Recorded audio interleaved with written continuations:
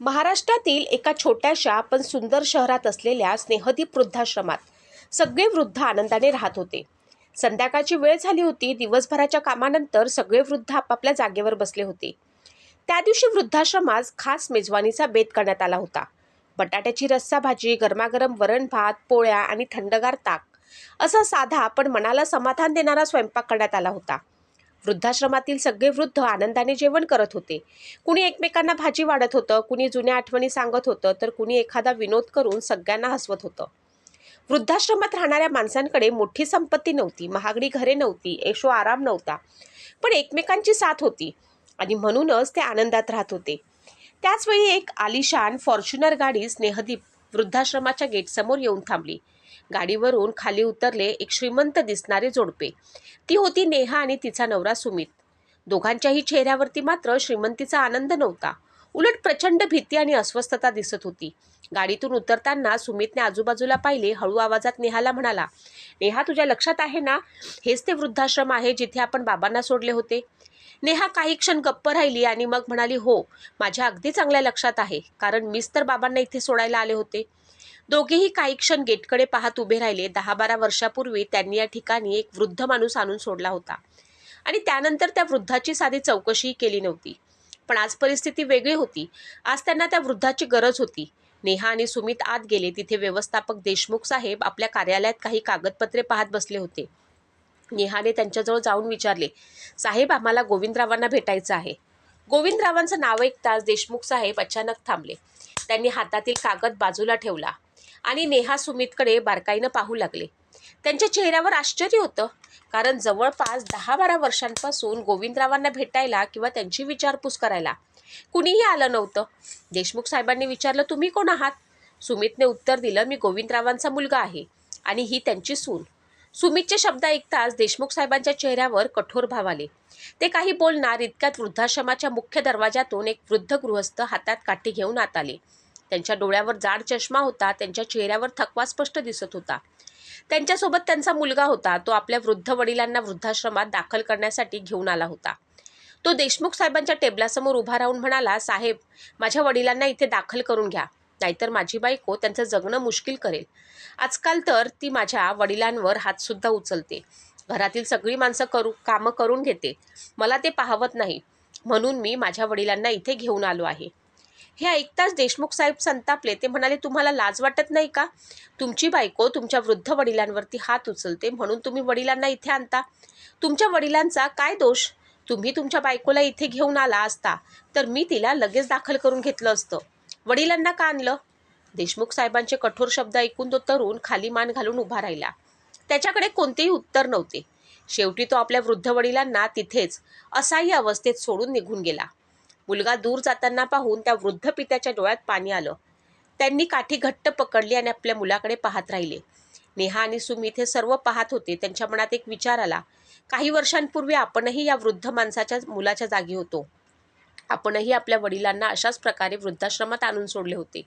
फरक एवढाच होता की त्या मुलाने कदाचित परिस्थितीमुळे वडिलांना इथे आणले आहे, पण आपण आपल्या स्वार्थासाठी वडिलांना इथे सोडले होते आणि त्यानंतर त्यांची साधी चौकशी सुद्धा केली नव्हती की ते जिवंत आहेत की नाहीत. नेहाने आपल्या मनातील अपराधीपणा लपवण्यासाठी बॅग उघडली. त्यातून तिनं लग्नपत्रिका बाहेर काढली आणि देशमुख साहेबांसमोर ठेवत म्हणाली, साहेब, ही माझ्या मुलाच्या लग्नाची पत्रिका आहे. आम्ही त्यांच्या आजोबांना म्हणजे गोविंदरावांना लग्नासाठी घेऊन जायला आलो आहोत. देशमुख साहेबांनी तिच्याकडे रागाने पाहिले. नेहा पुढे म्हणाली, आम्ही परदेशात राहतो, पण आमच्या मुलाचं लग्न भारतात होणार आहे. माझ्या मुलाचा हट्ट आहे की त्याच्या लग्नात त्याचे आजोबा आले नाहीत तर तो लग्नच करणार नाही. त्यामुळे कृपया तुम्ही गोविंदरावांना बोलवून घ्या. आम्हाला त्यांची माफी मागायची आहे. त्यांनी लग्नाला आलंच पाहिजे. आमचा मुलगा लग्न करण्यास तयार नाही. देशमुख साहेबांचा राग आणखी वाढला. ते म्हणाले, तुमच्यासारख्या स्वार्थी लोकांना मी अगदी व्यवस्थित ओळखतो. तुम्ही वृद्ध माणसांना इथे सोडून जाता आणि त्यानंतर मागे वळून सुद्धा पाहत नाही. फोनवर चौकशी नाही, भेटायला येणं नाही, त्यांना काही हवं का ते विचारणं नाही. आणि आता तुमच्या मुलाचं लग्न आहे म्हणून तुम्हाला अचानक वडील आठवले. नेहा काही बोलणार इतक्यात देशमुख साहेब पुढे म्हणाले, आणि तसंही तुम्ही गोविंदरावांबद्दल विचारत आहात, पण ते आता इथे राहत नाहीत. तुम्ही त्यांना इथे सोडून गेलात तेव्हा या शहरात त्यांचं मन अजिबात लागत नव्हतं. ते सतत आपल्या नातवाच्या आठवणीत रडत असायचे. त्यांनी खाण्यापिण्याकडे दुर्लक्ष केलं, त्यांची तब्येत खालावली. शेवटी आम्हाला त्यांना दुसऱ्या वृद्धाश्रमात हलवावं लागलं. नेहा घाबरून म्हणाली, पण ते आता कुठे आहेत? देशमुख साहेब म्हणाले, मला सध्या सांगता येणार नाही. इतकी वर्ष तुम्ही त्यांची चौकशी केली नाही आणि आता रात्रीच्या वेळी येऊन आम्हाला प्रश्न विचारत आहात. आता रात्र झाली आहे. इथल्या सगळ्या वृद्धांची झोपायची वेळ झाली आहे.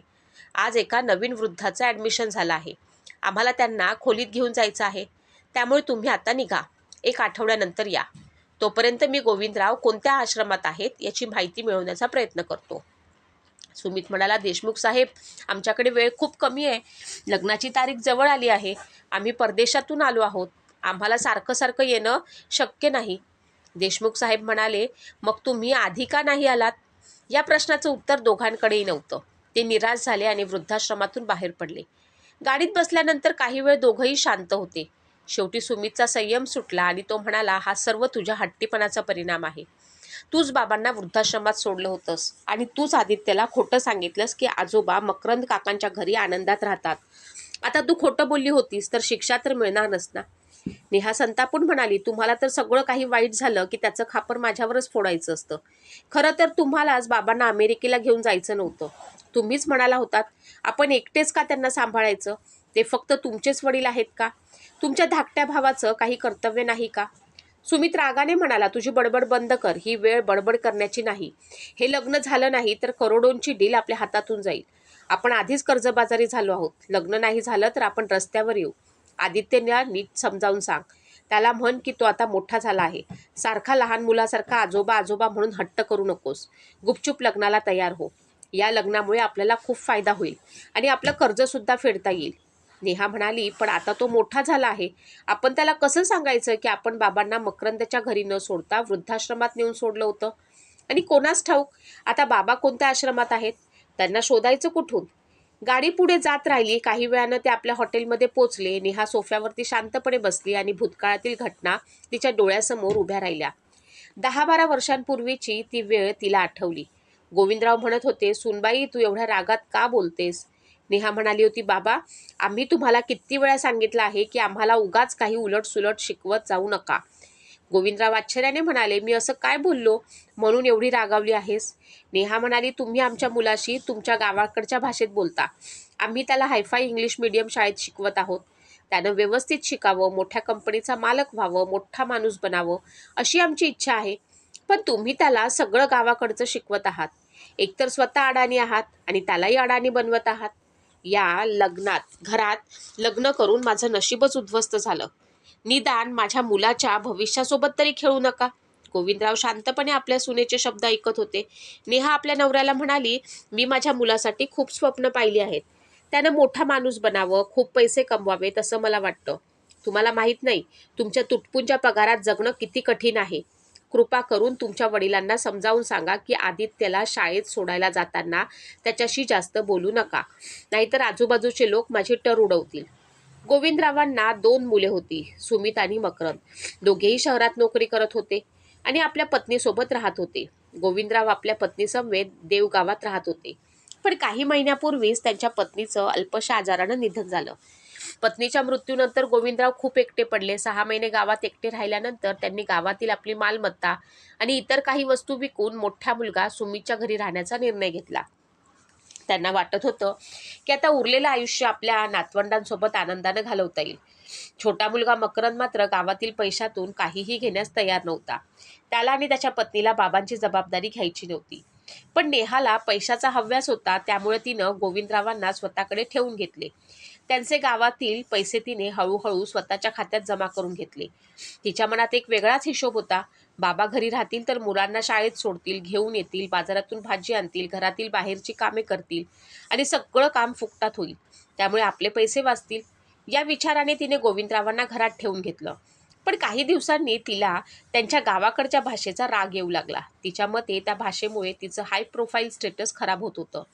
ती सासऱ्यांचा अपमान करायची आणि सुमितही अनेकदा तिच्या बोलण्याचं समर्थन करायचा. 10 वर्षांचा आदित्य मात्र आपल्या आईच्या या वागण्यामुळे दुखावला जायचा. आई आजोबांना रागवायची, त्यांचा अपमान करायची, तेव्हा आदित्यला आईचा खूप राग यायचा. एके दिवशी गोविंदराव घरातील काम करताना गुणगुणत होते. आदित्यनं त्यांचा आवाज ऐकला आणि तो आजोबांच्या खोलीकडे जाऊ लागला. पण नेहानं त्याला थांबवलं. तिला आदित्य आणि आजोबा यांचं वाढतं प्रेम अजिबात आवडत नव्हतं. एके दिवशी आदित्य हट्ट करू लागला की त्याला आजोबांसोबत शाळेत जायचं नाही. नेहानं विचारलं, काय झालं आदित्य, तुला आजोबांसोबत शाळेत का जायचं नाही? आम्ही तुला स्कूल बस लावलेली नाही, त्यामुळे तुझे आजोबा तुला शाळेत सोडतील. आदित्य म्हणाला, नाही मम्मा, मला आजोबांसोबत शाळेत जायचं नाही. गोविंदरावांना हे ऐकून खूप वाईट वाटलं. ते मनात म्हणाले, मी आदित्यचा किती लाड करतो, तरीही त्याला माझ्यासोबत शाळेत का जायचं नसेल? त्यानंतर आदित्य कधी आईसोबत तर कधी वडिलांसोबत शाळेत जाऊ लागला. पण त्याला आजोबांसोबत का जायचं नव्हतं याचं कारण गोविंदरावांना कळत नव्हतं. एका रात्री नेहा गोविंदरावांच्या खोलीत आली आणि म्हणाली, बाबा, तुम्ही घरात चोरी करत आहात. गोविंदराव घाबरले. ते म्हणाले, पण सुनबाई, मी काय केलं? नेहा म्हणाली, तुम्ही स्वतःच्या घरात चोरी केली आहे. मी तुम्हाला वेळेवर गरमागरम जेवण देते, तरी तुम्ही चोरी करता. मला सांगा, तुम्ही किचनमधनं एक वाटी रबडी घेऊन खाल्ली की नाही? गोविंदराव म्हणाले, नाही सुनबाई, तू रबडी बनवली होतीस का? मला तर माहितीही नाही. मी तर दुधात 2 चपात्या खाल्ल्या. नेहा म्हणाली, खोटं बोलण्याची सुद्धा एक पद्धत असते बाबा. तुमच्याशिवाय या घरात आणखी कोण रबडी चोरणार आहे? मला ठाऊक आहे तुम्हाला रबडी आवडते. या वेळेस सोडते, पण पुन्हा अशी चूक करू नका, नाहीतर माझ्यापेक्षा वाईट कोणी नसेल. एवढं बोलून ती आपल्या खोलीत निघून गेली. साधारण 1 तासानं आदित्य गुपचूप आजोबांच्या खोलीत आला. त्यानं हळू आवाजात म्हटलं, आजोबा, आजोबा, उठा. गोविंदरावांनी डोळे उघडले आणि विचारलं, काय झालं आदित्य? आदित्य म्हणाला, मी तुमच्यासाठी जेवण घेऊन आलो आहे. मम्मी तुम्हाला व्यवस्थित जेवण देत नाही, त्यामुळे तुम्ही खूप अशक्त झाला आहात. 2-3 दिवसांपासून तुम्ही आजारी आहात. तुमच्या अंगात ताप सुद्धा आहे. आता हे जेवण करा. त्यानं चपाती आणि रबडीची वाटी आजोबांसमोर ठेवली. मी मम्मीच्या ताटातून 1 चपाती आधीच काढून ठेवली होती आणि 1 वाटी रबडी सुद्धा चोरून आणली आहे. हे ऐकताच गोविंदरावांच्या लक्षात आलं की नेहा ज्या रबडीबद्दल त्यांच्यावरती आरोप करत होती ती आदित्यने आजोबांसाठी आणली होती. गोविंदराव काही बोलणार तेवढ्यात आदित्यनं त्यांच्या तोंडावर बोट ठेवलं. आजोबा, आता काही बोलू नका, नाहीतर मम्मी ऐकेल, मग आपली खैर नाही. त्यानंतर त्याने एक खिशातून काही पैसे काढले. हे पहा, मी तुमच्यासाठी पैसे सुद्धा आणले आहेत.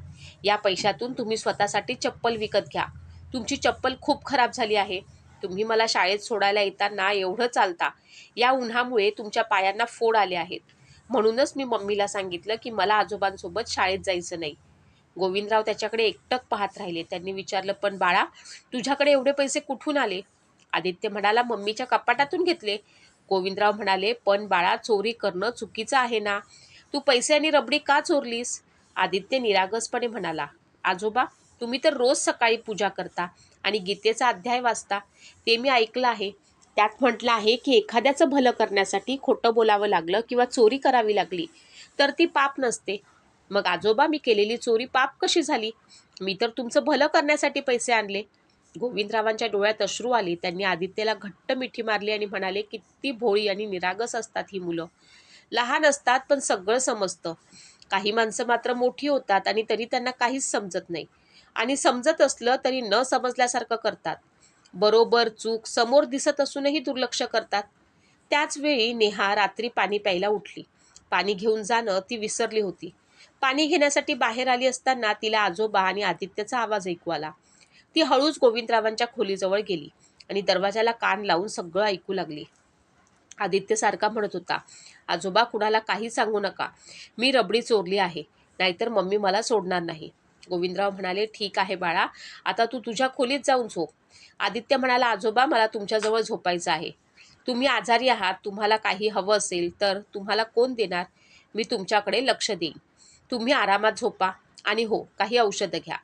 आधी औषधं घ्या. हे ऐकून नेहाच्या मनात रागाची आग पेटली. आजोबा आणि नातवाचं प्रेम तिला सहन होत नव्हतं. ती पाय आपटत आपल्या खोलीत गेली. मोठ्या आवाजात म्हणाली, माझ्या सगळ्या स्वप्नांचा चुराडा झाला आहे. आता मी तुमच्या वडिलांना आपल्यासोबत ठेवू शकत नाही. तिच्या आवाजाने सुमित झोपेतून जागा झाला. तो म्हणाला, काय झालं? तू झोपेत का बडबड करतेस? शांतपणे झोप आणि मलाही झोपू दे. त्या रात्री नेहा शांत झाली, पण सकाळी उठल्यावर तिचा राग पुन्हा उफाळून आला. ती आदित्यला शाळेसाठी उठवायला गेली तर तो आपल्या खोलीत नव्हता. तिच्या तळपायची पाय आग मस्तकामध्ये गेली. ती थेट गोविंदरावांच्या खोलीत गेली. तिथे आदित्य आजोबांच्या जवळ झोपला होता. नेहाने आदित्यला जोरात हलवून उठवलं. पटकन उठ आणि तुझ्या खोलीत जाऊन तयार हो. शाळेला जायचं नाही का? मग तिनं गोविंदरावांकडे रागाने पाहिलं आणि म्हणाली, बाबा तो लहान आहे, पण तुम्हाला अक्कल नाही का? तुम्ही सारखे खोकत असता, तुमच्यामुळे तो आजारी पडला तर काय करायचं? मी कोणाकोणाचं बघू?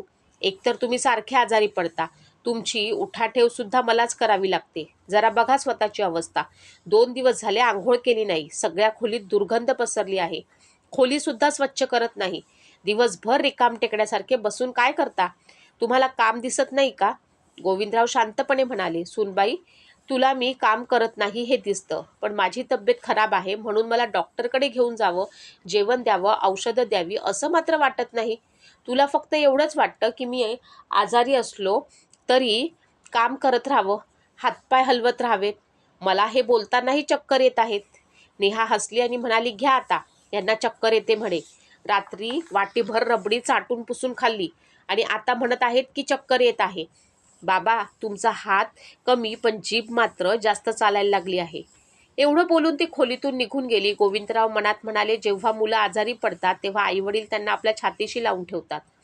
तेव्हा आईवडिलांना कधी भीती वाटत नाही की आमच्या मुलामुळे आम्ही आजारी पडू. पण आज मी माझ्या मुलाच्या घरात ओझं झालो आहे. खोलीत गेल्यावरती नेहा सगळा राग सुमितवरती काढू लागली. ती म्हणाली, आता पाणी डोक्यावरनं जात आहे. मला भीती वाटते की बाबा आदित्यला पूर्णपणे आपल्यापासून दूर करतील. आता मी त्यांना आपल्यासोबत एक क्षणही राहू देणार नाही. काहीतरी करा. त्यांना वृद्धाश्रमात पाठवा किंवा मकरंदच्या घरी पाठवा. आता मला हे सगळं सहन होत नाही. तेवढ्यात फोनची घंटी वाजली. नेहाच्या आईचा फोन होता. नेहाने फोन उचलला. हॅलो आई, काय झालं? एवढ्या सकाळी फोन का केला? तिची आई म्हणाली, अगं तुझ्या भावाला कॅनडामध्ये नोकरी मिळाली आहे, त्यामुळे आम्ही सगळे पुढच्या आठवड्यात कॅनडाला जाणार आहोत. नेहा आश्चर्याने म्हणाली, काय, तुम्ही सगळे कॅनडाला जात आहात? आई म्हणाली, हो बेटा, तुझीही इच्छा होती ना परदेशात स्थायिक होण्याची, मग तू जावयांना का सांगत नाहीस? त्यांनाही तिथे ट्रान्सफर करून घ्यायला सांग. तिकडे नोकरी लागली तर आणखी पगार वाढेल. बरं, तुम्ही सगळे आज रात्री जेवायला इकडे या, आदित्यलाही घेऊन ये. नेहा म्हणाली, ठीक आहे, आम्ही रात्री येऊ. मला आता आदित्यच्या शाळेचा टिफिन बनवायचा आहे. फोन ठेवताच तिच्या डोक्यात नवा विचार आला. ती सुमितला म्हणाली, माझा भाऊ बघा किती लवकर प्रगती करून कंपनीला कॅनडाला पाठवण्या इतका मोठा झाला. त्याचं प्रमोशन झालं आहे आणि एक तुम्ही आहात इथेच अडकून पडला आहात. एवढं बोलून ती स्वयंपाकघरात निघून गेली. रात्री नेहा, सुमित, आदित्य नेहाच्या माहेरी गेले. आजीने आदित्यच्या आवडीचा चॉकलेट केक आणला होता. तिनं स्वतःच्या हाताने त्याला केक भरवला. पण आदित्यचा चेहरा आनंदी नव्हता. त्याला सतत आपल्या आजोबांची काळजी वाटत होती. आजोबांनी जेवण केलं असेल का? आजोबांनी औषध घेतलं असेल का? ताप कमी झाला असेल का? हेच विचार त्याच्या मनात येत होते. घरी परतल्यावरती तो सरळ आजोबांच्या खोलीत गेला. गोविंदराव झोपले होते म्हणून त्यानं त्यांना उठवलं नाही. नेहाला मात्र आदित्यचं हे वागणं अजिबात आवडलं नाही. तिच्या डोक्यावरती आता परदेशात जाण्याचं भूत सवार झालं होतं. ती आजोबा आणि नातवाला वेगळं करण्याचा प्रयत्न करू लागली. ती सतत सुमितच्या मागे लागून विचारत होती, तुमची कंपनी तुम्हाला कधी कॅनडाला पाठवणार? सुमित म्हणाला, कंपनी मला पाठवणार आहे, पण मला तिकडे जायचं नाही. आणि जरी गेलो तरी बाबांना परदेशात राहायला आवडणार नाही. मकरंद सुद्धा त्यांची जबाबदारी घ्यायला तयार नाही. नेहा म्हणाली, मग मी काय करू? त्यासाठी माझ्या स्वप्नांचा चुराडा करू का? मी कुठे म्हणते आहे त्यांना कॅनडाला घेऊन चला. आपण त्यांना एखाद्या वृद्धाश्रमात सोडू. सुमित म्हणाला, पण तुला माहीत आहे ना आदित्यचा आजोबांवरती किती प्रेम आहे. तो त्यांच्याशिवाय कसा राहील? तो अजून लहान आहे. नेहा म्हणाली, आपण त्याला समजावू. मी त्याला सांगेन की आजोबा मकरंद काकांच्या घरी राहायला गेले आहेत. त्यांची तब्येत ठीक होईपर्यंत ते तिथेच राहणार आहेत. तब्येत ठीक झाल्यावरती तुझ्याकडे येतील. नेहाच्या सततच्या दबावामुळे शेवटी सुमितनं निर्णय घेतला की तो आपल्या वडिलांना वृद्धाश्रमात पाठवणार. गोविंदरावांचा जेव्हा याची कल्पना आली तेव्हा त्यांनी सुमितची विनवणी केली. ते म्हणाले, सुमित, मला आदित्यपासून वेगळं करू नकोस. मी त्याच्याशिवाय जगू शकणार नाही. मला तुमच्यासोबत कॅनडाला घेऊन चल.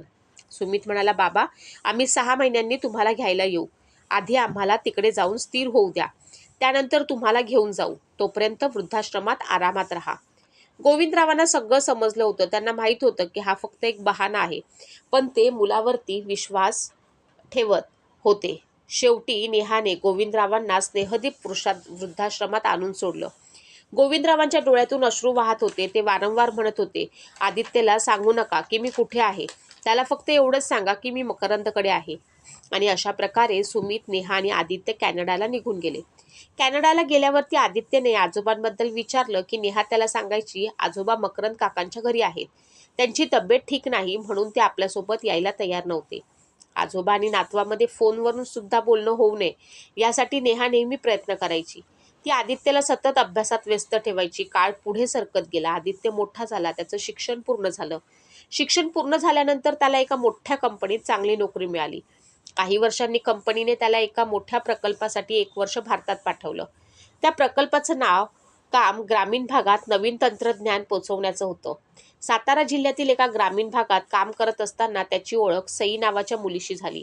सई एका करोडपती कुटुंबातील एकुलती एक मुलगी होती. पण तिला आपल्या वडिलांच्या पैशावर जगायचं नव्हतं. स्वतःची ओळख निर्माण करून स्वतःच्या पायावरती उभं राहायचं होतं. आदित्य आणि सईचे विचार एकमेकांशी जुळत होते. त्यांच्या मैत्रीचं रूपांतर प्रेमात झालं. काही दिवसातच आदित्यला जाणवलं की हीच ती मुलगी आहे जिच्यासोबत त्याला आयुष्य घालवायचं आहे. सई आणि तिचे कुटुंबीय आदित्यच्या स्वभावामुळे प्रभावित झाले आणि त्यांनी लग्नाला होकार दिला. प्रकल्पाचं काम पूर्ण झाल्यानंतर आदित्य कॅनडाला परत गेला आणि त्याने आपल्या आईवडिलांना सांगितलं की तो सईसोबत लग्न करणार आहे. सई करोडपती कुटुंबातील आहे, चांगल्या घरातील आहे. हे ऐकताच नेहा आणि सुमित लग्नासाठी तयार झाले. कारण सुमित करोडो रुपयांच्या कर्जात बुडाला होता. त्यानं सुरू केलेली कंपनी घाट्यात गेली होती. वेळेवर कर्ज फेडलं नाही तर तो रस्त्यावर येईल हे त्याला ठाऊक होतं. त्यामुळे सईच्या कुटुंबाशी हे लग्न झालं तर आर्थिक फायदा होईल, कर्जाचा भार कमी करता येईल हे त्याला स्पष्ट दिसत होतं. लग्नाची तयारी करण्यासाठी नेहा आणि सुमित भारतात येण्याची तयारी करू लागले. लग्न भारतात होणार होतं. आदित्यने आईवडिलांना एकच सांगितलं, माझ्या लग्नाची पत्रिका सर्वात आधी आजोबांना द्या. खरे तर ते माझे आजोबा आहेत. त्यांना फोनवर सांगितलं तरी चालेल. मला त्यांचा नंबर द्या. मी अनेकदा आजोबांचा किंवा मकरंद काकांचा नंबर मागितला, पण तुम्ही कधी मला दिला नाही. आता तरी द्या. हे ऐकून नेहाला धक्का बसला. इतकी वर्ष झाली तरी ती आदित्यच्या हृदयातून गोविंदरावांना काढू शकली नव्हती. आदित्य म्हणाला, जर आजोबा माझ्या लग्नाला आले नाहीत तर मी लग्न कधीच करणार नाही. मी मकरंद काकांच्या घरी आजोबांना भेटायला गेलो होतो, पण काका तिथे राहत नव्हते. आता मला सत्य कळायला हवं. आजोबा लग्नाला आले नाहीत तर मी लग्न करणार नाही. हा माझा शेवटचा निर्णय आहे. त्याच वेळी सुमितवरती कर्जदारांचा दबाव वाढत होता. त्याला हे लग्न कोणत्याही परिस्थितीत करायचं नव्हतं. अचानक फोनची घंटी वाजली. नेहा भूतकाळातून बाहेर आली. फोनवर आदित्य होता. तो विचारत होता, मम्मी आजोबा भेटले का? कुठे आहेत? माझ्या लग्नाला येतील ना? नेहा खोटं बोलत म्हणाली, हो बाळा, आजोबा भेटले आहेत. ते तुला आशीर्वाद देण्यासाठी लग्नाला नक्की येणार आहेत. दुसऱ्या दिवशी सकाळी नेहा स्नेहदीप वृद्धाश्रमात पोचली. देशमुख साहेबांनी तिला सांगितलं की गोविंदरावांना ज्या वृद्धाश्रमात हलवलं तेथूनही ते निघून गेले आहेत. ते कुठे गेले आहेत याची कोणालाच माहिती नाही. नेहा म्हणाली, पण देशमुख साहेब, जर आजोबा भेटले नाहीत तर माझ्या मुलाचं लग्न होणार नाही. देशमुख साहेब म्हणाले, आता आम्ही तुमची काहीच मदत करू शकत नाही. तुम्ही जाऊ शकता. तुम्ही मतलबी माणसं आहात. जेव्हा काम नसतं तेव्हा म्हाताऱ्या माणसांना वृद्धाश्रमात सोडून जाता. तेवढ्यात एक सेविका धावत आली आणि म्हणाली, सर, गजानन काका यांचं 2 दिवसापूर्वीच ॲडमिशन झालं आहे. ते जेवायला तयार नाहीत. त्यांना सतत आपल्या घराची आठवण येत आहे. देशमुख साहेब नेहाकडे पाहत म्हणाले, पाहिलं, वृद्धांना सोडणं किती सोपं आहे, पण त्यांना सांभाळणं किती कठीण आहे. अशीच अवस्था गोविंदरावांची झाली होती. 6 महिने वाट पाहिल्यानंतर तुम्ही त्यांना घ्यायला आला नाहीत. त्यांना काय वाटलं असेल याचा विचार तुम्ही कधी केला नाही. नेहा काही क्षण विचारात पडली. अचानक तिच्या डोक्यात एक भयंकर विचार आला. ती म्हणाली, सर, तुम्ही आमची मदत करू शकता. जर आपण गजानन काकांना आदित्यचे आजोबा बनवून घेऊन गेलो तर आदित्य लग्नासाठी तयार होईल. देशमुख साहेब संतापले, नाही, हे काहीच होणार नाही. पण नेहा त्यांच्यासमोर हात जोडून उभी राहिली. सर, माझ्या मुलाच्या आयुष्याचा प्रश्न आहे. कृपया आमची मदत करा. खूप विनवण्या केल्यानंतर देशमुख साहेब काही अटींवर तयार झाले. 2 दिवसांनी लग्नाची तयारी सुरू झाली. आदित्य कॅनडातून भारतात आला. लग्नाच्या दिवशी पार्टीच्या हॉलमध्ये गजानन काका गोविंदरावांच्या वेशात आले. आदित्यने त्यांना पाहताच धावत जाऊन मिठी मारली. आजोबा, तुम्ही कुठे निघून गेला होतात? मी तुम्हाला खूप मिस केलं. मी भारतात आलो तेव्हा तुम्हाला खूप शोधलं. गजानन काकांच्या डोळ्यात सुद्धा अश्रू होते. आदित्य म्हणाला, आजोबा, काय अवस्था करून घेतली आहे. एवढी मोठी दाढी वाढली आहे. तुम्हाला तर एवढी मोठी दाढी अजिबात आवडत नाही. आणि आजोबा, तुम्ही मला ओळखायला सुद्धा येत नाही. तुमचा चेहरा खूप बदलला आहे. नेहा गडबडून म्हणाली, अरे बाळा, तू त्यांना 15 वर्षांनी पाहतो आहेस ना, त्यामुळे तू त्यांना लगेच ओळखू शकत नाहीस. आदित्य म्हणाला, आजोबा, मी तुमच्या आवडीचे पदार्थ बनवायला सांगितले आहेत. रबडी तुम्हाला खूप आवडते ना, हे घ्या. गजानन काका म्हणाले, पण मी रबडी खात नाही. नेहा आणि सुमितने एकमेकांकडे पाहिलं. नेहा लगेच म्हणाली, अरे बाळा, तुझ्या आजोबांना डायबिटीस झाला आहे ना, म्हणून ते रबडी खात नाहीत. आदित्य काही क्षण गजानन काकाकडे पाहत राहिला. मग तो म्हणाला, असं होऊच शकत नाही, कारण हे माझे आजोबा नाहीत. सुमित घाबरला. तो म्हणाला, अरे हे तुझेच आजोबा आहेत. आदित्यने हळूच मागे पाहिलं आणि म्हणाले, बाबा जर हे माझे आजोबा आहेत तर मग ते कोण आहेत जे समोर उभे आहेत? नेहा आणि सुमितने मागे वळून पाहिलं. त्यांच्या समोर उभे होते गोविंदराव, खरे गोविंदराव. दोघांच्याही चेहऱ्यावरचा रंग उडाला. त्यांची चोरी पकडली गेली होती. ते आपल्या मुलाच्या नजरेला नजर देऊ शकत नव्हते. आदित्य धावत जाऊन गोविंदरावांना मिठी मारत म्हणाला, आजोबा. गोविंदरावांनीही त्याला घट्ट मिठी मारली. दोघेही बराच वेळ रडत राहिले. आदित्य मग आई वडिलांकडे वळला आणि म्हणाला, मम्मी बाबा, तुम्ही मला इतकी वर्ष खोटं सांगत होतात. नेहा आणि सुमितकडे उत्तर नव्हतं. आदित्य म्हणाला, मला सत्य आधीच कळलं होतं. तो पुढे म्हणाला, जेव्हा मी कामासाठी भारतात आलो होतो तेव्हा कंपनीने मला एका मोठ्या आणि आलिशान हॉटेलमध्ये ठेवलं होतं. सकाळी नाश्ता करताना माझी नजर तिथल्या एका सफाई कर्मचाऱ्यावर पडली. एक सशक्त पण वृद्ध माणूस झाडांना पाणी घालत होता, झाडू मारत होता. त्यांना पाहताच मला आजोबांची आठवण झाली. मी त्यांच्याकडे गेलो. मी आजोबा म्हणून हाक मारली. माझा आवाज ऐकून त्यांनी मागे वळून पाहिलं. सुरुवातीला ते मला ओळखू शकले नाहीत, कारण या 15 वर्षात मी खूप मोठा झालो होतो. पण मी त्यांना कसा विसरणार? त्यांनी माझ्यासाठी चपला घेतल्या होत्या, माझ्यासोबत शाळेत चालत गेले होते, मला गोष्टी सांगितल्या होत्या, मला संस्कार दिले होते. मी म्हणालो, आजोबा मी तुमचा नातू आदित्य आहे, कॅनडाहून आलो आहे. आणि आजोबांनी मला फिट्टी मारली. ते बराच वेळ रडत राहिले. आदित्य पुढे म्हणाला, मी त्यांना विचारलं, आजोबा तुम्ही तर मकरंद काकांच्या घरी होता, मग इथे कसे आला? तेव्हा त्यांनी मला सगळं सत्य सांगितलं. त्यांना वृद्धाश्रमात पाठवण्यात आलं होतं. त्या आश्रमाकडे निधीची कमतरता होती, त्यामुळे आश्रमातील वृद्धांचा खर्च भागवण्यासाठी काही वृद्धांना बाहेर काम करावं लागत होतं. माझे आजोबा त्यांच्यासोबत या मोठ्या हॉटेलमध्ये काम करत होते. हे ऐकून माझं हृदय तुटलं. मी त्याच दिवशी ठरवलं की मी माझ्या आईवडिलांना त्यांच्या चुकीची जाणीव करून देईन. म्हणूनच मी लग्नाची अट ठेवली. मला माहीत होतं की तुम्ही आजोबांना शोधायला भाग पाडाल. मला वाटलं तुम्ही तुमची चूक मान्य कराल, पण तुम्ही आणखी एक चुकीचं पाऊल उचललं. तुम्ही दुसऱ्या वृद्धांना माझा आजोबा बनवून आणलं. आदित्यचा आवाज रागाने थरथरत होता. तो म्हणाला, मम्मी मी आजोबांना घेऊन भारतात राहणार आहे. तुम्ही दोघे परदेशात राहा. तुम्हाला तुमची स्वप्न पूर्ण करायची होती ना? आपली संस्कृती, आपली माणसं, आपली माती सोडून परदेशात स्थायिक व्हायचं होतं ना? मग आता तुमचं स्वप्न पूर्ण करा, पण मी माझ्या आजोबांना पुन्हा कधीच एकटं सोडणार नाही. नेहा रडू लागली. ती म्हणाली, नाही बाळा, तू आम्हाला सोडून गेलास तर आम्ही कुणाच्या आधारावर जगणार? आदित्य म्हणाला, आई तू म्हणाली होतीस ना की वृद्ध माणसांना सांभाळणं कठीण आहे, मग तू वृद्धाश्रमात जाऊन राहू शकतेस, पण मी आता तुमच्या सोबत राहणार नाही.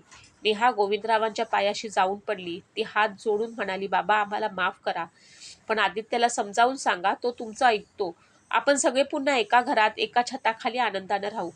गोविंदराव काही क्षण शांत राहिले. मग त्यांनी आदित्यकडे पाहिलं आणि म्हणाले, आदित्य बाळ, तुझे संस्कार तुझ्या आईवडिलांपेक्षा खूप चांगले आहेत. मी माझ्या मुलाला योग्य संस्कार देऊ शकलो नाही, पण माझ्या नातवामध्ये जे संस्कार आले आहेत. मात्र तू तुझ्या आईशी असं वागू नकोस. तूही जर त्यांच्यासारखाच आपल्या आईवडिलांना सोडलंस तर तुझ्यात आणि त्यांच्यात फरक काय राहील? माझी एकच विनंती आहे, कोणत्याही मुलांना आपल्या वृद्ध आईवडिलांना एकटं सोडून परदेशात जाऊ नये. तू अशी चूक करू नकोस. आजोबांचे शब्द ऐकून आदित्यच्या डोळ्यात अश्रू आले. त्याला आपल्या आजोबांचा अभिमान वाटला. तो त्यांच्या शब्दाला नकार देऊ शकला नाही. त्यानं आपल्या आईवडिलांना माफ केलं, पण त्यांच्या मनात खोलवर झालेली जखम सहज भरून आली नाही. त्यानं आईवडिलांना माफ केलं असलं तरी तो त्यांच्याशी पूर्वीसारखा बोलत नव्हता. आणि त्यांचं हे शांत राहणं, त्यांच्याशी संवाद न करणं, हीच त्याच्या आयुष्यातील सर्वात मोठी शिक्षा ठरली. कारण नेहा आणि सुमितला पैशाची कमतरता नव्हती, पण मुलाचा विश्वास गमावला होता. शेवटी आदित्यने आपल्या आजोबांना घेऊन भारतात स्थायिक होण्याचा निर्णय घेतला. त्यानं स्नेहदीप वृद्धाश्रमाच्या व्यवस्थेबाबत चौकशी केली. ज्या दिवशी वृद्धांना निधीच्या कमतरतेमुळे बाहेर काम करण्यासाठी पाठवलं जात होतं, त्या व्यवस्थेविरोधात त्यानं पोलिसांकडे तक्रार केली. संबंधित व्यवस्थेवरती कारवाई करण्यात आली. वृद्धांच्या सुरक्षिततेसाठी नवीन व्यवस्था करण्यात आली. आज गोविंदराव आपला नातू आदित्य आणि नातसून सईसोबत आनंदाने राहत आहेत. सकाळी आदित्य कामावर जाण्यापूर्वी आजोबांच्या पाया पडतो. सई स्वतःच्या हाताने आजोबांना चहा देते. गोविंदराव आपल्या नातवाकडे पाहून मनात म्हणतात, देवानं मला मुलाच्या रूपानं जरी दुःख दिलं तरी नातवाच्या रूपानं माझं आयुष्य पुन्हा फुलवलं. दुसरीकडे नेहा आणि सुमित परदेशात राहत असले तरी त्यांचं आयुष्य मात्र एकाकी झालं होतं. करोडोंची स्वप्न, मोठमोठ्या गाड्या, परदेशातील आलिशान घर आणि बँक खात्यातील पैसे असूनही त्यांच्या घरात मुलाच्या प्रेमाची उब नव्हती. त्यांना आता जाणवलं होतं की ज्यावेळी त्यांच्या हातात आईवडिलांची सेवा करण्याची संधी होती, त्यावेळी त्यांनी पैशांच्या आणि प्रतिष्ठेच्या मागे धावत संधीचा अपमान केला. वृद्ध आईवडील हे ओझं नसतात, ते आपल्या आयुष्याचा पाया असतात. त्यांनी आपल्याला लहानपणी हात धरून चालायला शिकवलं असतं. आपण पडल्यावरती उचललेलं असतं. आपण आजारी पडलो तर रात्रभर जागून काढलेली असते. आपण मोठं झाल्यावर मात्र त्यांच्यासाठी वेळ काढायला आपल्याला वेळ नसतो. पैसा, नोकरी, परदेश, व्यवसाय आणि प्रतिष्ठा या सगळ्या गोष्टी आयुष्यात आवश्यक असतीलही, पण आईवडिलांच्या डोळ्यातील अश्रूची किंमत त्यापेक्षा मोठी असते. आणि लक्षात ठेवा, आपण आपल्या मुलांना जसे संस्कार देतो तसेच संस्कार एक दिवस आपल्याकडे परत येतात. आदित्यने आपल्या आईवडिलांना शिक्षा देण्याची संधी असूनही आजोबांच्या संस्कारामुळे त्यांना माफ केलं. म्हणूनच गोविंदरावांना वाटलं की त्यांचा मुलगा चुकला असला तरी त्यांच्या नातवानं त्यांच्या घराण्याची माणुसकी जिवंत ठेवली. रसिक श्रोते हो, ही कथा तुम्हाला कशी वाटली? या कथेतून तुम्हाला एकच संदेश घ्यायचा आहे. वृद्ध आईवडिलांना कधीही ओझं समजू नका. त्यांना पैशाची किंमत असेलच असं नाही. त्यांना गरज असते ती आपल्या मुलांच्या प्रेमाची, 2 प्रेमळ शब्दांची आणि आपल्या माणसांच्या सहवासाची. आज ते तुमच्यावरती अवलंबून आहेत, पण एकेकाळी तुम्ही त्यांच्यावरती पूर्णपणे अवलंबून होतात. त्यांनी तुम्हाला कधी ओझं मानलं नाही, मग तुम्ही त्यांना ओझं का मानावं? जर ही कथा तुम्हाला आवडली असेल तर नक्की लाईक करा, तुमच्या मित्रमैत्रिणींना आणि कुटुंबियांना शेअर करा, चॅनलला सबस्क्राईब करा आणि कमेंटमध्ये तुमचं मत नक्की सांगा. तुमच्या एका छोट्याशा कमेंट